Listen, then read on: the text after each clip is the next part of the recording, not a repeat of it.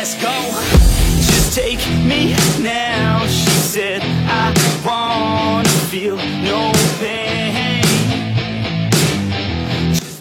Mengapa lintasan area Innerland maupun Outerland Service Route di sebagian lintasannya begitu lebar mengalahkan lebar daripada track lane atau lintasan utama daripada sirkuit MotoGP Mandalika? Tentunya kita akan bahas di sini bagaimana tentunya perbedaan lintasan tersebut, apa fungsinya dan kenapa harus lebar. Dan tentunya tetap stay tune di channel ini bosku untuk dapat informasi terkait pembangunan sirkuit MotoGP Mandalika dan sarana pendukung lainnya. Assalamualaikum warahmatullahi wabarakatuh. Masih bersama saya Edi Sundoro yang akan memandu Anda untuk melihat capaian terkini dari pembangunan sirkuit MotoGP Mandalika yang akan bakal menjadi tuan rumah event MotoGP maupun World Superbike. Shake that ass like you want it, girl. Down low, front it, girl. I just wanna smack it all around like I own it, girl. Dalam video kali ini bosku, saya akan memulai untuk mereview capaian dari pembangunan sirkuit MotoGP Mandalika di titik tikungan ke-10 terlihat untuk bagian gravelnya yang sangat meluas.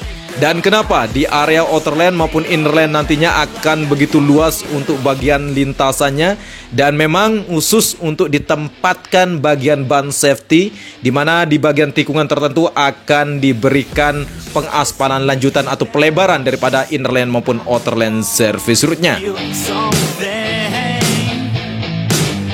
Di mana di depan kita kali ini bosku merupakan material subbase atau LPA yang akan segera ditempatkan di bagian sambungan area Innerland Service Route yang merupakan bagian penyambung atau pelebar, di mana area service route yang terlihat sudah dihamparkan di sini atau disambungkan merupakan tempat nantinya diberikan safety ban.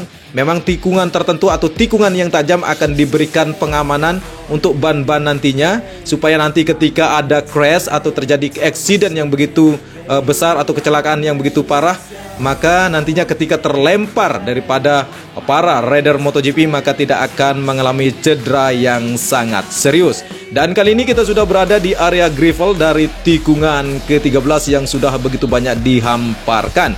Walaupun yang kita ketahui di bagian Innerland Service Route dari track ke-12 menuju tikungan ke-13 masih terputus dengan ada sedikit keberadaan rumah warga yang masih belum dilakukan relokasi. Selanjutnya kita akan melihat di sini untuk material gravel yang memang begitu banyak menumpuk. Bagi bosku yang ingin mengetahui untuk progres di bagian area gravel terus akan dikerjakan untuk segera dapat semua bagian terisi semua. Dan kali ini kita dapat melihat untuk area rumput di bagian tikungan ke-14 sudah mulai finish pengerjaan untuk penanaman rumputnya. Selanjutnya di mana pembuatan dasar area Outerland Service Route dari track ke-14 menuju tikungan ke-15 terus dilakukan pengerjaan. Selanjutnya kita dapat melihat di sini satu unit alat berat berjenis finisher atau subbase finisher sedang melakukan penghamparan material subbase di bagian area Innerland Service Route dari track ke-14 menuju tikungan ke-15. Ketika kita sudah melihat di bagian area tikungan ke-5, ke-6, dan ke-7 sudah sangat baik untuk menghamparkan material gravel yang sangat luas di bagian tikungan ke-5, ke-6, dan ke-7. Memang tikungan ke-5, 6, dan ke-7 ini merupakan tikungan yang sangat tajam bosku. Perlu keahlian khusus para rider MotoGP untuk dapat menaklukkan lintasan daripada sirkuit MotoGP Mandalika. Di bagian tengah area dekat sekali dengan bagian Innerland Service Route dari track ke-15 menuju tikungan ke-16, di mana terlihat di sini satu unit alat berat berjenis ekskavator lagi menggali saluran sistem drainase di bawah gravel. Tentu untuk menyambungkan sistem drainase yang akan terhubung dengan sistem drainase muara yang dekat sekali dengan tikungan terakhir atau tikungan ke-17.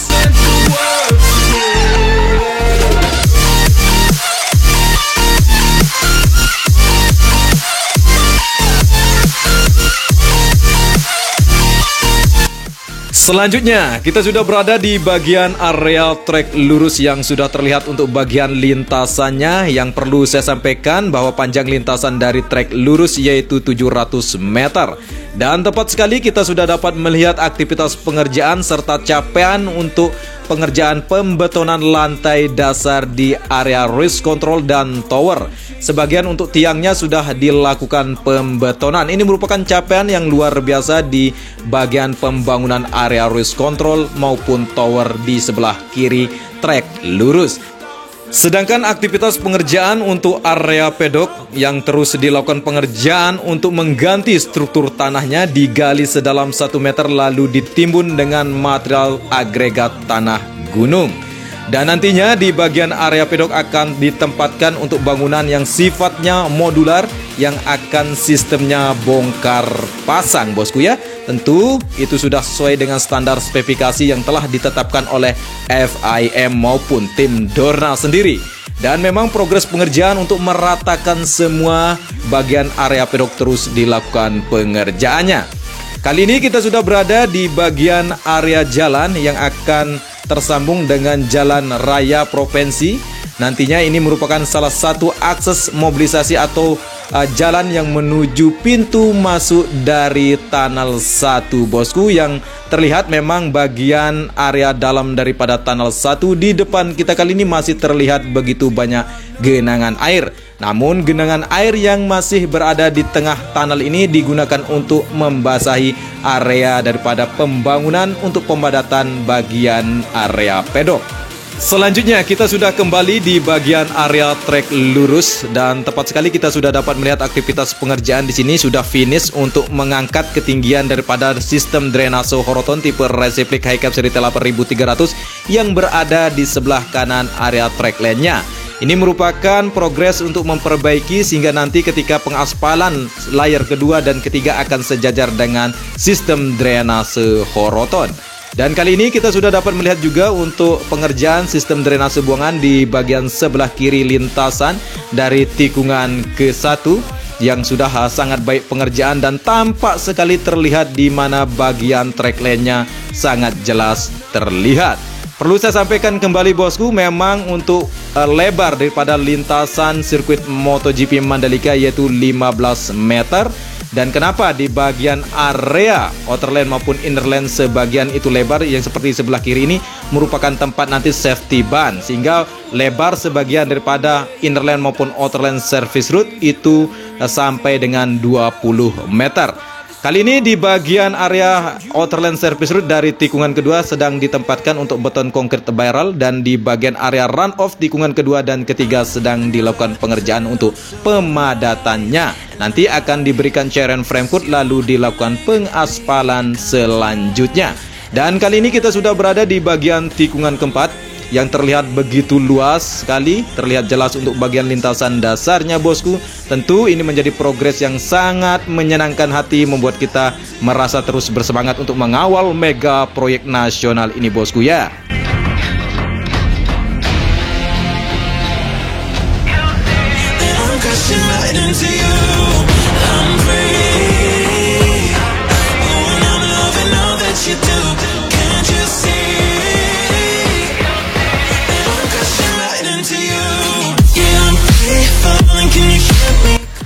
Sedangkan untuk bagian area tikungan ke-6 menuju tikungan ke-7 di area rumputnya kembali akan dikerjakan untuk dapat terkoneksi yang sangat lama belum dikerjakan, dan kali ini sudah mulai dikerjakan kembali untuk penanaman rumput, sehingga untuk area rumput di depan kita kali ini akan mendekati dengan tunnel 2 yang akan tersambung dengan area gravelnya, bosku.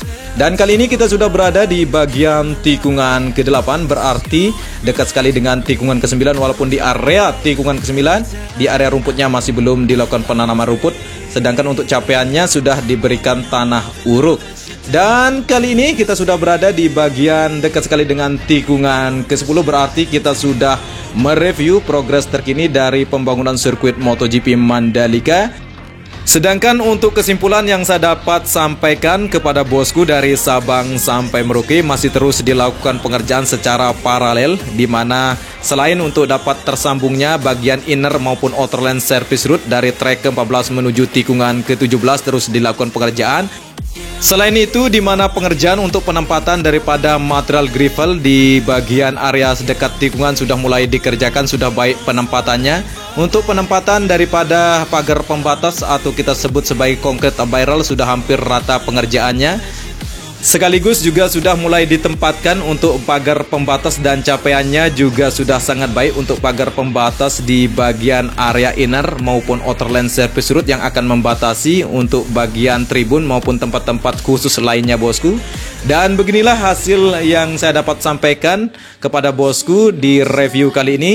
Tentunya tetap stay tune di channel ini bosku untuk dapat informasi selengkapnya dari pembangunan sirkuit MotoGP Mandalika dan sarana pendukung lainnya. Saya akhiri kata, bilahil sabil haq fastabikul khairat. Wassalamualaikum warahmatullahi wabarakatuh. Saya Edi Sundoro, salam persahabatan dari anak Lombok, matur tampiasi.